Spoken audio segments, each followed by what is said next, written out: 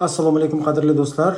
Mana navbatdagi yana bir oshxona mebelimizni to'liqligicha o'rnatib berdik desak ham bo'ladi. Oshxona mebelimizni umumiy uzunligi 2 metr 80 sm, yerdan balandligi esa 275 sm bo'ladi. Oshxona mebelimizda mana bu burchak qismida do'q konturli kotyolimiz joylashgan. Do'q konturli kotyolga mana shunday ajoyib konstruksiya qilib berganmiz. Ko'rib mana sifatiga baho berishlaringiz mumkin. Joylashishi.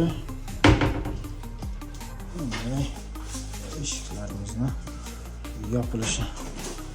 Tak yuqori qismga esa sensorni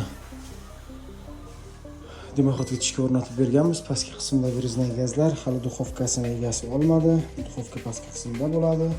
Va mana bu yerda mana bunday ajoyib ko'rinishdagi smart moykamiz bu qismi filtr suv uchun moslashgan. Mana bu qism esa demak vodoprovod suvi uchun, bu tarafda demak gel, mana bu esa suvni haroratini o'lchab beradigan regrovka hisoblanadi. Mana bu qismda esa stakanlarni yuvadigan ajoyib mana shunaqa moykamiz bor. Umumiy ko'rinishi mana shunday.